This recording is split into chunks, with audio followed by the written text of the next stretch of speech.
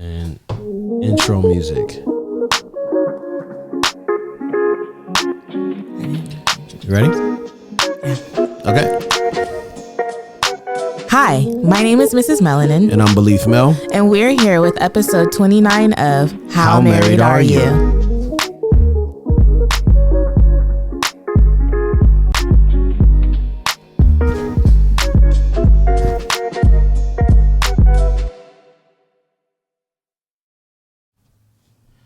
All right. It's time for Chocolate Baby Story time. Do you have one, babe? You hung out with them all day. Do I have one today? Theo told me he's going to miss me. I'm going out of town. He said he's going to miss me, which made me feel pretty good, actually. Because sometimes I just get the feeling that he doesn't want me around. Mm-hmm. And so I'm going to be lamer for a longer period than I'm going to be a cool dad. I just kind of realized that. And so I just have to kind of come to grips with that fact, because that is a definite fact. And yeah. Mm-hmm. What about you? Did I share this one already? But the other day I was out with the kids and Theo saw this mom with 4 kids and he goes, "Mom, that's about to be you." Yeah. And I was just like, what? Okay. But I think it's funny just how observant he is and how aware he is of the situation. Mm-hmm. Because I feel like, I don't know if I've mentioned this before either, but I feel like he's more now like, okay, are we going to get a bigger house? Are we going to get another car? And I don't know if we're having those conversations in front of him. I don't feel like we are, but maybe we are. Because, I think we are for sure. Okay. Yeah. Because he's bringing it up more. Yeah, they really want an RV bad. They keep telling me they want a... Riabo. Yeah, he wants a car with a living room in it. And so, yeah. Yeah. Yeah, that would be fun. Yeah, so... Chocolate Baby Story Time. Let's hop into these words of affirmation. But before we do, we just want to encourage you guys to leave words of affirmation not only on the Anchor app where you can leave a voicemail, but you can also leave words of affirmation for us in the DMs at our IG account, which is How Married Are You?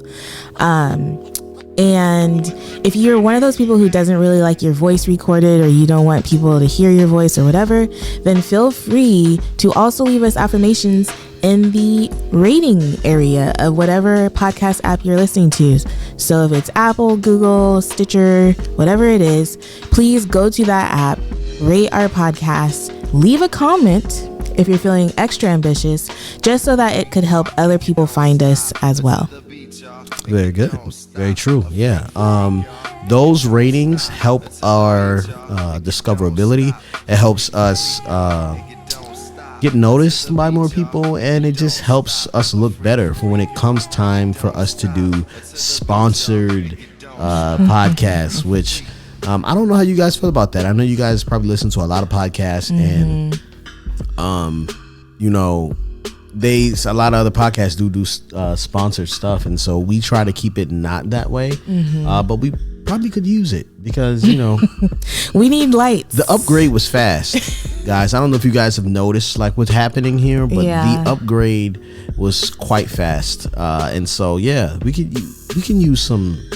We should be earning off of this for sure. So big shout out to all our Patreon supporters and all our Anchor supporters. But we're gonna hop into these words of affirmation, which come timely.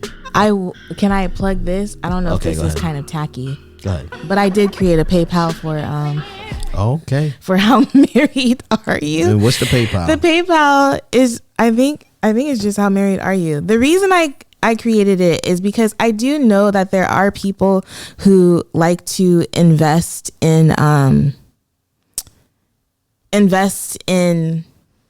I don't even know what to say. I created the PayPal just so that it could be more specific to How Married Are You, so that if you guys chose to, you could sow into what we're believing is a ministry. And I know this kind of might sound whatever, but like things like the chairs that we're sitting in, it's very uncomfortable for us to sit in these chairs.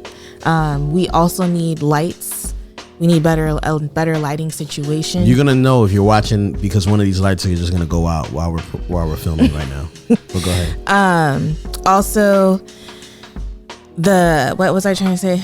Sorry, I'm trying to figure out what the PayPal is. Also, what did I say? What was I gonna say? I was saying what we would use the money for. So we would use the money for equipment. We kind of want to get to a situation where just life. This is what we do full time. It's okay if we live off of it and pay a bill or two. Can you pass the collection plate, please? Let's find out what the PayPal is real quick so we can tell these people. Babe, that sounds really bad. No, it doesn't. And you know what? I'll even link the PayPal in the description when we post this. How do you get to it? I don't even know.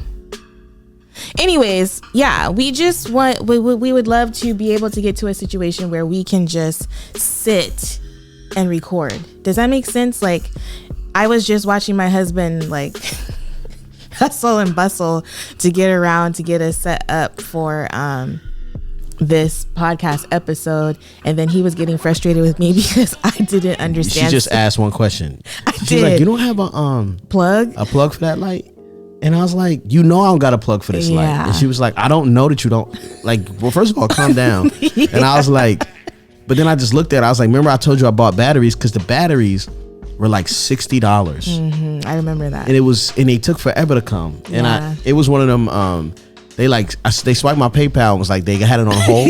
And then I didn't have any money left. And then they like went into the negative. Yeah. So I was like, oh man, that one hurt. Yeah. But anyway, I remember feeling like I was broke. So yeah. Anyways, I created it. You guys can do with it what you want. Just know that the money would be used to further the ministry. It's not going to be used to go on vacation or do anything crazy like that. But sometimes you do need a mental health day or week. And if you want to specify what it's for, you could put date night or whatever you guys need or whatever. Just know we're good stewards. We just paid off all our debt. Yeah. You know what I'm saying? That thing is going to go in the right place. Going to feed a starving child in the household. Let's go ahead and get these words. Do you want me to tell what the PayPal is? Oh, go ahead. Yeah. So it's paypal.me/HMAY podcast. So, and I'll put it in the description as well. All right. So now we're going to listen to our friends from Australia with their words of affirmation.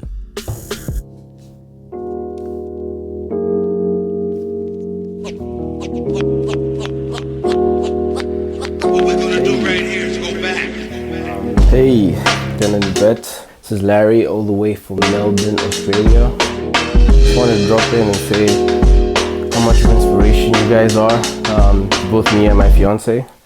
I mean, you can't be fully prepared for marriage, but you guys have done a pretty good job in helping us with that. You're such a blessing. Thanks so much. Love you and the whole tribe. You don't stop to the beat, y'all. And you don't stop a freak, y'all. And you don't stop to the beat, y'all. And you don't stop a freak. Much love you and the whole tribe. Theo, Raya, Anaya, and Chocolate Baby number 4. Super excited for you guys. Oh, and Frank too. Can't forget Frank. But yeah, good luck on the Shorty Awards. Rooting for you on that one. And as my fiance Happy would say, you guys are thebond.com. So yeah, keep being a blessing. And protect your life. Right. Protect your life. Right. Protect your life. Protect your life. Big shout out to Larry all the way from Australia. Thank you so much for sending these words of affirmation. You know, I'm just loving the fact that we got people from London, Australia, Canada, all these foreign places calling and leaving us a voicemail. Yeah, that's pretty awesome. That makes me feel like, oh, we're not just in America. These accents. We ain't local no more, baby. And we international. Yeah, we are international. Shout out to the PayPal for the long distance rates. Fill that PayPal one time, pass the collection, okay, please. Babe, we're gonna move on from that. I'm feeling it this week. I'm feeling it. Did This you has have been a rough something to month. drink? No, it's just been a rough month. Oh. So anyway, he mentioned the Shorty Awards in the yeah. So did you hear it? We don't know. We don't know anything about the Shorty Awards yet, and I'm sure they really don't want to tell people because it's like, yo, the more people we have come to the event to see if they win. New York is an expensive flight from San Diego, so I don't know if we are going to make it if we are not nominated. So we'll see what happens. But anyway, let's go ahead and hop into this hot topic. I just want to say we've received several, I don't want to call them complaints. We've received lots of feedback about my vocals on the podcast, and I am really trying to keep my mouth to the mic, but I do like to look at Glen when I talk. So, because I feel like it's a conversation that you guys are getting to be a part of, and so it feels weird to look at the camera and not look at Glen when I'm talking. But I want y'all to know that I hear you, and I'm working on it. So if you want to give me feedback, just tell me I'm doing better.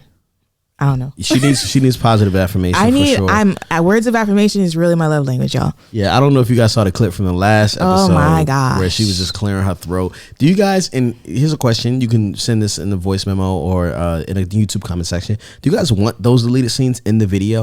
Because I think they are hilarious. And don't super put annoying. Them in the video. People are asking, like, why didn't I see how them? they're on Instagram and they have to be on Instagram. If you don't follow us on Instagram, you miss it. You don't see it. But YouTube is a great place to put it. No. Anyway, I don't want it on YouTube. Can I just tell? I just want to shout out some people real quick. My homie AsCed by me and his wife Charlotte just started a podcast. Yes, really proud of them. Shout out to them. I don't know the name of the podcast. I can't remember. It's just on their channel. Oh, it's AsCed by Charlotte. Oh, AsCed by Charlotte. Okay, yes. Perfect. Yes.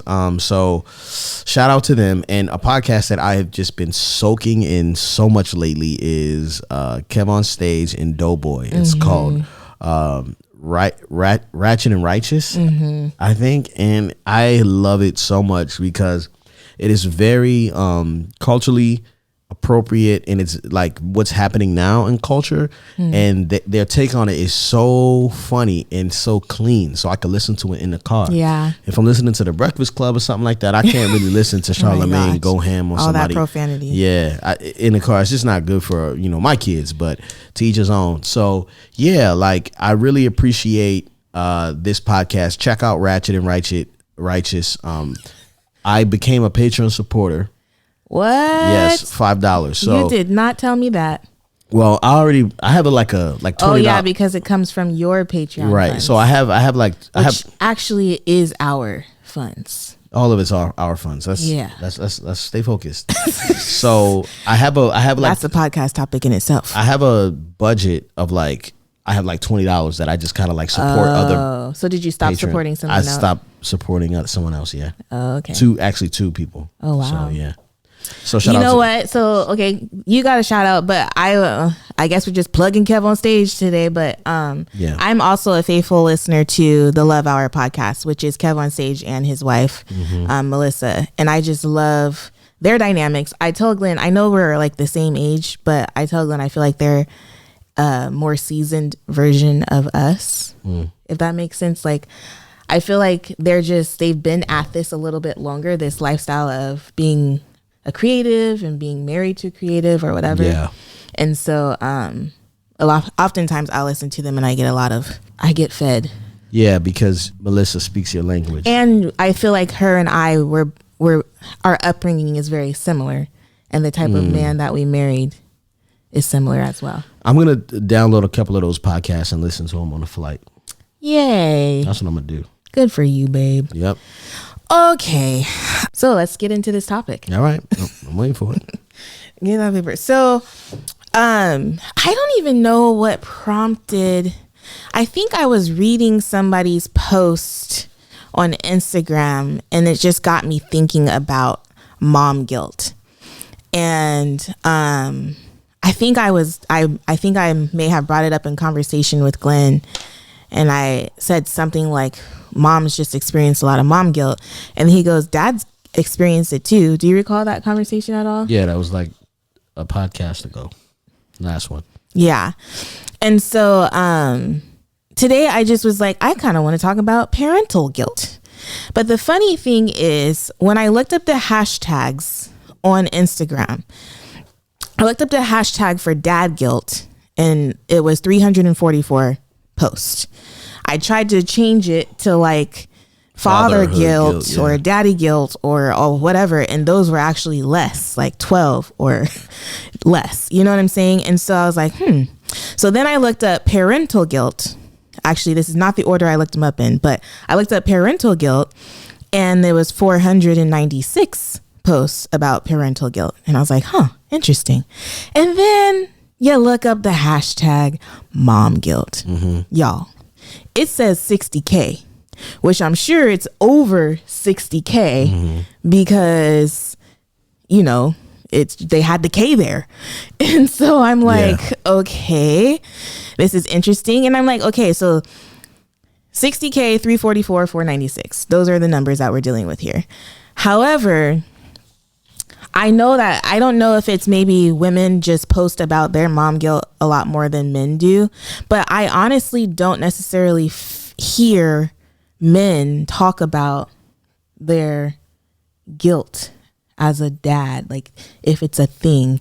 And so I guess I just wanted to kind of bring that up on my post. So after I was interested in all of that, I went on Instagram stories and I was like, hey, what was the question I asked? Sorry, let me find it. I said, in what area of your life do you experience the most mom/parental guilt? And if you look at all the people that posted, it's mostly women. These are all women. You don't have to show their names. You can't. Ain't nobody zooming in on this. Trust me. Now they're gonna zoom in because you said that. But this is the blurry part of. They can't see that. Okay. It's blurry. So anyways, it's like all women, none of the men. And mind you, I think my following on Instagram is like 90% No, I think it's a little bit more, I don't know, 70-30 maybe. But I just found that to be interesting. And so I kind of wanted to talk about that. I kind of wanted to talk about the kind of guilt that we experience as parents, like for male versus female. And then I wanted to kind of encourage ourselves as well as our listeners in their parental guilt. You know what's crazy is that as you talk about it, like, I don't know why fathers don't talk about this, but I also think it's titled differently, and it's not something we can't really escape it. So it's like, it's not that we don't feel guilty about stuff, but we are actually to blame. So check it.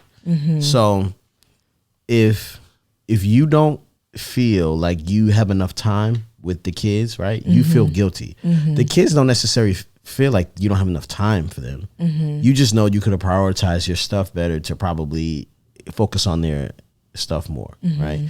But if we don't go to Disneyland, like, that's dad's fault. You know what I'm saying? No, like, I don't get it. All right, so I feel like we are, like, fathers are to blame for, like, a lack of happiness or something. Like, no one blames the mom, right? Like, do you feel like you get blamed by your children? Because I feel like I get blamed. Like, in the grand scheme of what fathers look like in fatherhood, it'd be like, yo, yeah, my mom though. My dad though. I think that's situational. I don't know if we can apply that across the board. Okay. I think maybe it is more common that is the case than it is the other way around. As a husband, it's my responsibility that things, like, if you don't make it into heaven, that's my fault. I'm to blame. Do I feel guilty that we don't read? You know what I'm saying? Like, that's a whole nother thing. I am to blame. We're not talking about spousal guilt. This is parental guilt. We'll talk about spousal guilt next week. Oh, no, I'm talking about, like, in the household, like, You're to be, you know what I'm saying? yeah.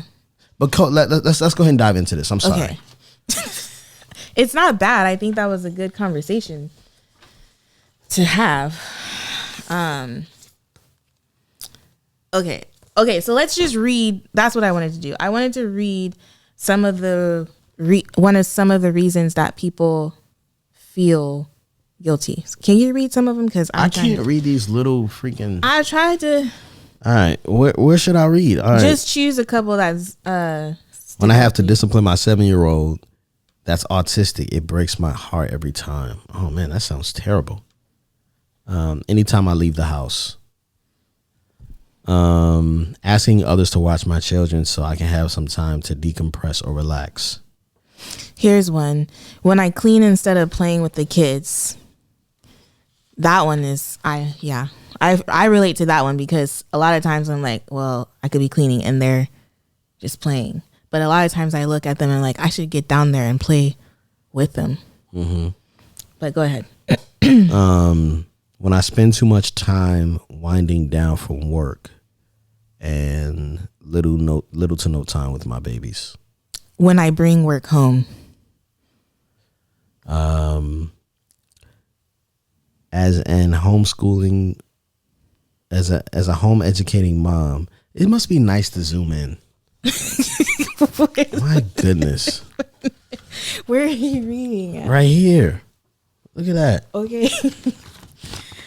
As a home educating mom, that is the area of most guilt that I'm not doing enough. Girl, I feel you. I wanted to read my mom's because I thought it was funny. Yes, I'm calling you out, Mom. I don't even know if you listen to this podcast, woman. She do. Where is she? Do you see it? I can't see anything. My mom said something like, oh, when I don't acknowledge you when you come over with the kids. Facts. Yeah. Oh, here's one. Our morning routine, most days, they wake up way before me. I feel that too.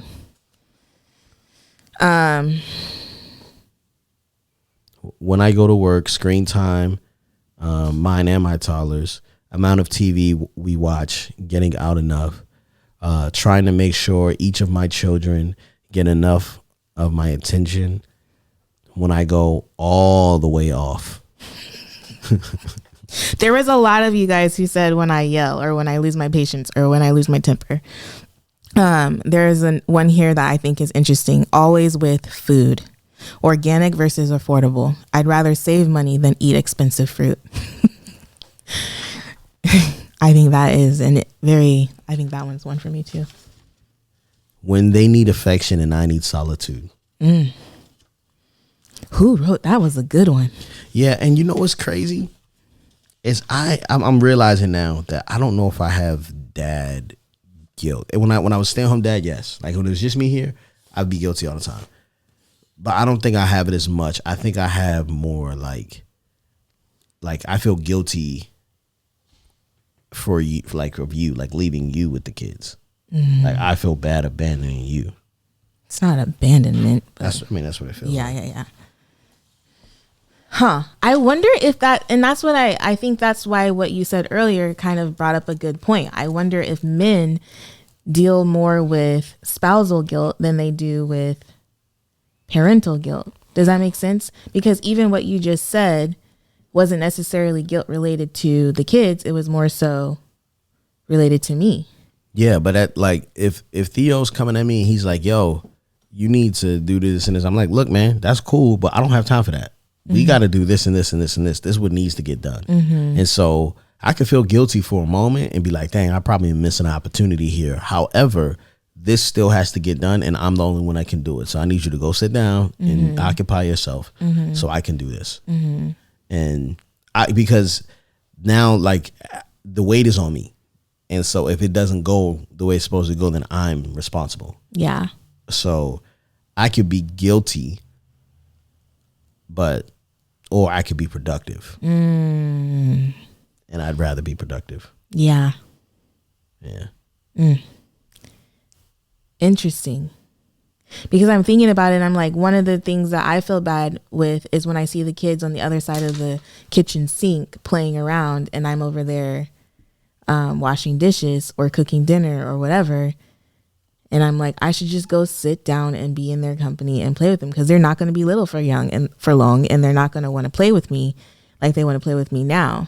To be more productive, I feel guilty being more productive. That's so interesting that you would say it in that way. Yeah, like I do feel like bad, like man, sometimes sometimes I can accentuate and like, but sometimes I really do just stop and just play. You do a good job at that. Yeah, I stop and play. Like, Yeah. even if I'm working, I'll stop. Yeah. But I feel bad when I'm trying to work and then they keep interrupting. That feels bad because then I'm kind of like, I'm annoyed because my children want to spend time with me. Like, that's bad. But it's like, yo. And then I don't do a good job at preventing you from having those moments. I think, last week was a good week. This week, was whatever because of we were all sick and stuff like that. But last week it was amazing. Yeah. You did a great job. Thank you, babe. Yeah. Okay. So another thing I want to bring up is, do you think that our parents suffered from parental guilt the way that we do now? Like, at the degree that we do now? Because I feel like now, like, for me as a woman, and I know we'll get into that later, but as a woman, I'm scrolling through my Instagram feed and I'm seeing these like homeschooling moms with perfectly laid out lesson plans, or their kids are sitting at desk all proper and cute and getting to work, or even if their kids aren't necessarily doing it perfectly, they still look like they're really engaged in did we lose light? We lost a light. We lost light, y'all. Sorry, we look dark.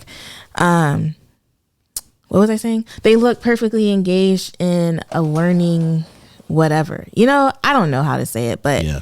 It's just, there's a lot of, it's easier for us to compare and contrast because of the highlight reel that we get exposed to every day. And I know people are often like, well, just get off Instagram. Like, don't be on social media, yada, yada, yada. And that's true. But at the same time, I don't know if it's necessary. Like, definitely you can unfollow certain people that make you feel a certain type of way, but I don't think it's necessary to completely get off social media for the purposes of whatever. Yeah, and so I got to shout out another podcast. Okay. Jeff and Melissa. Yeah. Right? Uh-huh. Their podcast, The Real Life. The Real Podcast. Life, right? I don't be knowing That's the what I'm names. here for, babe. But those are the homies. So Jefferson Bethke, a friend of mine, he told me about his schedule, and I thought that if I could stick to a schedule like he sticks to a schedule, then these things don't become problems anymore. Like me not having time with my children, you know what I mean? Because I'm sure he's okay with me saying that the dude wakes up at 4:00 in the morning. You know what I mean? So if he's up at 4:00, everyone's sleep, he knocks out all his work between the hours of 4 and 8, or you know what I'm saying, might go back in later on or whatever, but he has hard off times, hard on times. He has a crazy schedule.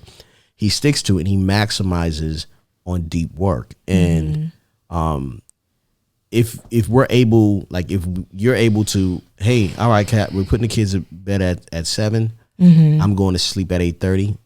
I'm up at 4.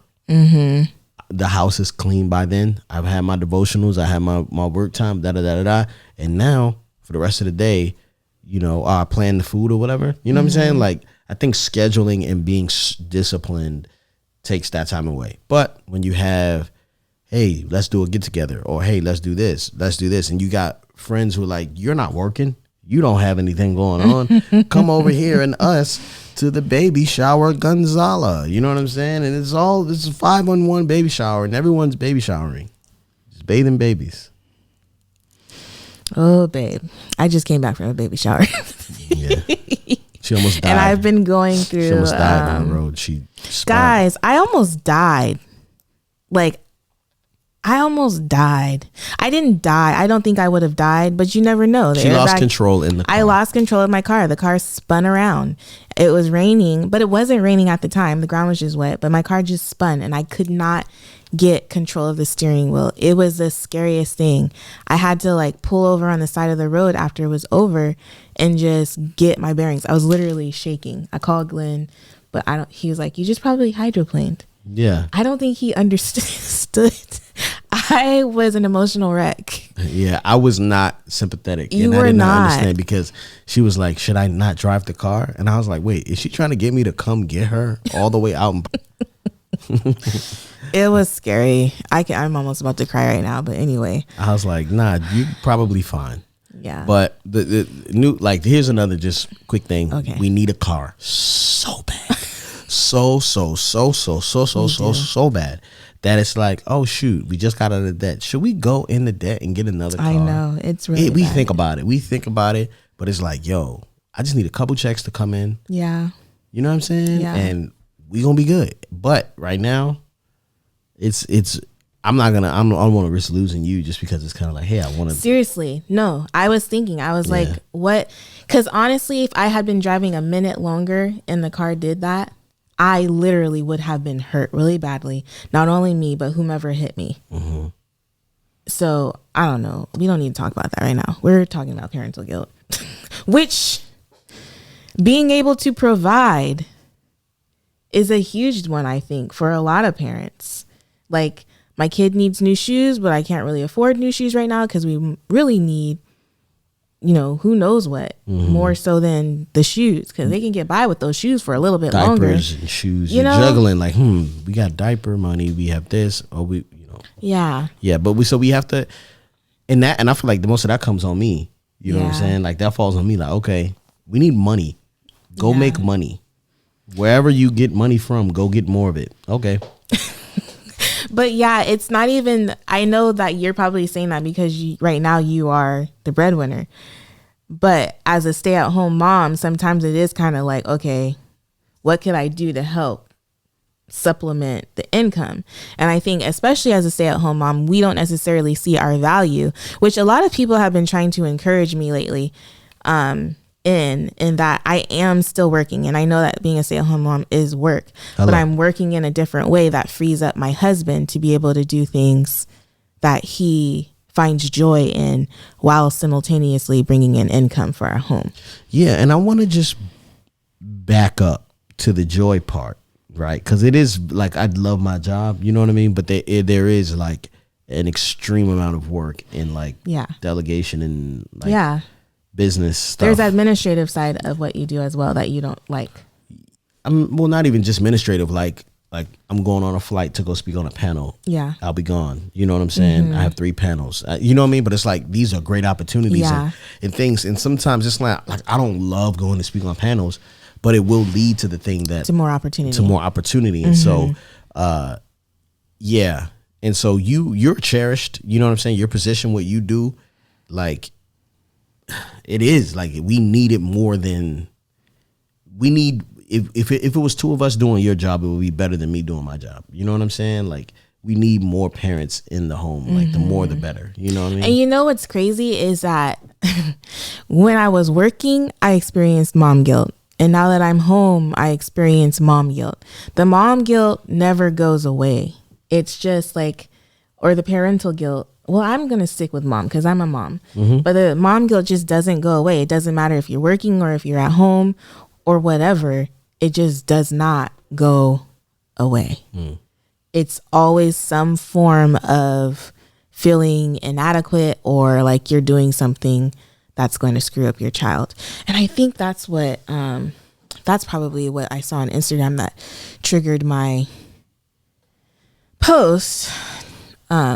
Do you have anything to add while I look that up? Because it's going to take me a minute. Yeah, I think for all of us, we talk about this stuff and it's like, okay, well, then why would I want to be a parent if I'm just going to be guilty after I have a child? You know what I mean? Like, this is something that you may be thinking. And I think that, when I listen to people who are older, here it is. They never talk about this. They always talk about what they wish they would have done. And it's always stopping and playing. It's always hugging and cuddling. And, I'll be looking at people, like we were out at In-N-Out the other day, and I was watching some people look at us. And I'm like, man, they got kidnapper eyes. You know what I'm saying? They look like they want our children bad. But they just were like reminiscing on that time when their kid was that small. And it's like the most amount of joy. Like, it's like they want to hug the kids. And I respect it so much that they kind of hug themselves and watched. When I was when I was grabbing the boys' like trash, the older couple that was sitting next to them was like, they were leaving, and the woman said, thank you guys for the entertainment. Like, it was a very sincere, sweet thank you. Like, she missed it. I could cry. I'm very emotional. Yeah, man. This is that stage. I already know what stages of pregnancy we in. This is kind of like, yeah. We need to have a tissue box. Here it comes. It was really sweet. But there is a revelation to, like, I was at a baby shower today, and the mom, you know, she's having a baby, but her daughter was sitting right next to her, and I was looking at her, and I was like, I said to Diana, I was like, it's crazy to think that Anaya is going to be like that size one day. I think about Ariana, and she was a baby, and now look at her. She's like almost our goddaughter. Yeah, she's almost a woman. She's not. She's not, but she's big. She's tall. She's a big child. She's tall, slender, and beautiful. I'm like, girl, you need to slow down. And Deborah sent me a text message of Ariana, Theo, and Uriah today, and it was just like, whoa, they used to be babes and now they're like big kids. Yeah. But okay, so this is the thing that triggered the thought process I was having. It said, God has a plan for our children, and it's between him and them. It doesn't hinge on our success or failures. Ooh. And it looks like David Camp, Don Camp. I want to make sure I attribute the that quote. Was fire. Yeah. God has a plan for our children, and it doesn't attribute to what? Do you want me to read it again? Yeah. God has a plan for our children, and it's between him and them. It doesn't hinge on our successes or failures. That's all over my life. Yeah. And I was thinking about that. So today I was listening to a podcast. Y'all are probably like, dang, this is a all y'all do is listen to podcasts. That's today, why you ain't that's why you're broke, because you listen to more than you make. I was listening to a podcast. It's called Head to Heart. But it was an episode about I'm gay and I love Jesus. And I was listening to this man just talk about his life and how his dad used to beat him and his sister, or his dad actually molested his sister and sexually abused his mom, beat his mom up so badly, held a gun up to his mom's head and said, if this money is not all here, you're responsible for your mom's death. This man, and his dad would call him or just derogatory names because of his sexual orientation. And it was a horrible situation for him growing up. You guys should really go listen to that podcast. There's a lot in there. That episode. Anyway, links in the show notes. Okay, I'll link it in the show notes. But it was just I read that quote and I immediately think of him, because now he's a successful songwriter. He writes music for Beyonce, for what's the girl's name? Ariana Grande. Some really huge names, and he is living like a life that you wouldn't imagine a young boy who grew up in the household that he grew up in living. He probably didn't even imagine himself living the lifestyle that he's living now, but he's so on fire for the Lord. But there's so many people throughout his life who have mistreated him because of his sexual orientation. And so I don't know. I just really do believe that whatever God's plan is for our children, it is between him and them. And we are still accountable as their parents, because God has put them into our care, as far as, really kind of hearing out the Holy Spirit and taking care of our children. But I feel like we don't have to have the weight of their life on our shoulders the way that we do, if that makes sense. And so I'm going to shout out this book, which I'm a little nervous to do because I really don't like shouting out books and then people being like, I read that book again. yada, yada, yada. But anyways, this book is called Parenting, 14 Gospel Principles That Can Radically Change Your Family. It's by Paul David Tripp. And guys, there's just so much richness. Like if you flip through the pages, I've really underlined, circled, highlighted a lot of things. There's 2 chapters that I felt like spoke specifically to what we're talking about today. And one of them is chapter 2, and the title is Grace. So the 14, let me just kind of really briefly, I hope this isn't too much. I know someone said I was rambling in the Valentine's Day episode. Who cares? If you, what you got to do? Why can't we ramble? You listening. You ain't going nowhere but in your car. Babe, okay, be nice. Be nice. We don't want to lose listeners. Okay, so the 14... the 14 gospel principles that he highlights is calling, grace, law, inability, identity, process, lost, authority, foolishness, character, false gods, control, rest, and mercy. Those are the 14 principles. Now, the 2 principles that I felt like were applicable to today's podcast was grace. And the principle itself is God never calls you to a task without giving you what you need to do it. He never sends you without going with you. And so that chapter kind of talks about that for the most part, as far as, dang it, this microphone is in the way. The microphone is important. It is important. Okay. This right here, though, this is like, if I could say he was spitting bars, he was spitting bars. Okay. He said, in every moment as you are parenting your children, the Heavenly Father is parenting you. That is bars, babe. That is bars. It was like, babe, and Glen didn't read this book with me, but he got a lot of it because What do you mean? Did you read this book? I have that on Audible. I'll go back to that book. Oh, do you? Yeah. Well, when I was first reading it, you weren't reading it with me. And then I think that's when you got it. Mm-hmm. There's actually an episode of Belief in Fatherhood when I shared something that I was reading in the book. Anyway, what was I about to, dang it. The parenting, the father's in every parenting. moment as you parenting your children, the Heavenly Father is parenting you.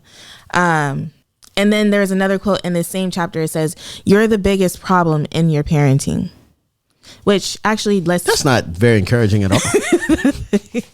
And that's the thing about this book. It slaps you in the face, but then it lifts you back right back up. But the thing is about the book, it slaps you in the face first. Yeah. And so if you don't make it past the slap, you're just kind of like, well, thanks, Paul. I'm done with this book. Yeah. Do you want to respond to that? I feel like that's just so. No, but that's the premise of Belief in Fatherhood is that that everything is belief in fatherhood. So it's me input into fatherhood and watching my children go through things, and I'm learning from the father basically the whole time. You know what I'm saying? Mm-hmm. So everything that I'm doing to my children, I can apply to my relationship with God. Mm-hmm. And that's the depth of like what Belief in Fatherhood is in it. Yeah. And I think we talked about this when we said why you should have children, that whatever episode we talked about that in. But I tell you guys, and I know most of my listeners, I don't know if you guys are believers or not. I think most of you are, but it's parenting that really reveals to you the heart of the Father for yourself. Yeah. Like I am often in moments of like disciplining my children, or even just thinking back on incidents that have happened through the day, and I'm like, dang, Lord, I hear you. Or I've had moments where I've been speaking to my children about something, like I've literally said out loud, like, if you would just listen to me, this would have not happened, or whatever. And then I'll be like, oh, I hear you, Lord. It's like, it's ridiculous. Yeah. But in respect to, can I read? Go ahead. A couple of sentences. In respect to this whole idea of parental guilt, I want to read this. It says, but it's important to understand that although regret is a sign of a humble heart, it's dangerous and debilitating to live in regret. Living in regret robs you of your confidence. Living in regret renders you timid. Living in regret kidnaps your courage. Living in regret weakens or stills your hope. Living in regret drags the past into the present. Living in regret even drags the past into the future. And for all of us, it's remembering. Regret can be tragically forgetful. What is it that regret tends to forget? Regret tends to forget the cross of the Lord Jesus Christ. On the cross, Jesus bore the entire burden of our guilt and shame. On the cross, Jesus purchased by the shedding of his blood our complete forgiveness, past, present, and future. This means that we can boldly come to him in our failure, receive his forgiveness, deposit our regret at his feet, and move on to new and better ways of doing what he has called us to do as parents. Yeah, I don't know. I just feel like I don't know if you guys found that encouraging or not, but when he says regret, I'm thinking guilt. It can be dangerous and debilitating. Yeah. And so I just like to encourage us to be careful with that, because I don't know. I've been fine. I'm saying this to myself as much as I'm saying it to y'all, because I have felt guilty myself. I have sat in my guilt for a long time. Yeah. Like when I think about homeschooling and how I'm not doing it the way that I feel like I should be doing it, or feeding my children, there's just a lot of different things that I could sulk in, but it's debilitating. It literally is debilitating. It's keeping me from. It's making you worse. It's making me worse. Yeah. Yeah. Yeah. Thanks, babe. It's making me worse. It makes me feel worse. No, I'm just kidding. That's what I meant to say. No. I heard you. Yeah, well, I mean, I think, and that's one thing we do too as parents, is we take too much credit, or because I said something last podcast, and I was like, the hardest part about being a parent is the unknown, and I was like, because you could really, a moment's mistake and you could ruin a child's life, but the cool thing is that God still, even with you failing completely, he still has a plan for your child. Actually, he has a plan for his child. You know what I'm saying? And even so, through that, he has a plan for you with that, which is kind of for me, it's really making me self-reflect on my parent. You know what I'm saying? My parents, and how God had a plan for me, even though, you know what I'm saying? They were, young or whatever, you know what I mean? But it makes me have more grace for them. Yeah. But at the same time, I'm kind of man, I really, God really had a plan. You know what I'm saying? Which is it's really hard to believe that at the times when I was at 9, when I was thinking about killing myself, God had a plan through that. That's insane to me. You know? But yeah. Yeah. Principle number 4 was inability. And he highlights it as saying, recognizing what you are unable to do is essential to good parenting. He says, parenting is about your humble faithfulness and being willing to participate in God's work of change for the sake of your children. And the thing that he reiterates over and over in this chapter is that you don't have the ability to change your child. God only has that power and authority to do that. And so, I don't know. I do recommend this book. I'm not ashamed to say it. I recommend this book. I think that it has a lot of good things in there. There are some things in here that I'm not necessarily 100% behind, but for the most part, this book is a really good, thought-provoking book as far as parenting your children. Yeah.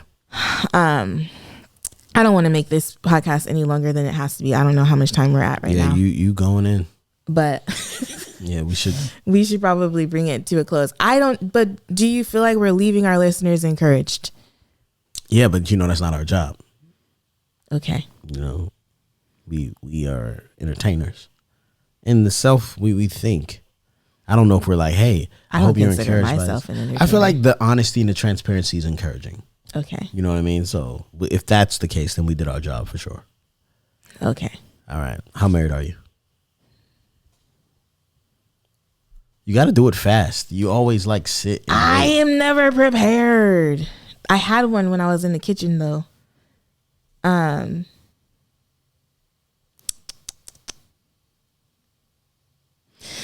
so married that I had already taken my bra off, and Glen said we should do a podcast. We should do a podcast. Yeah.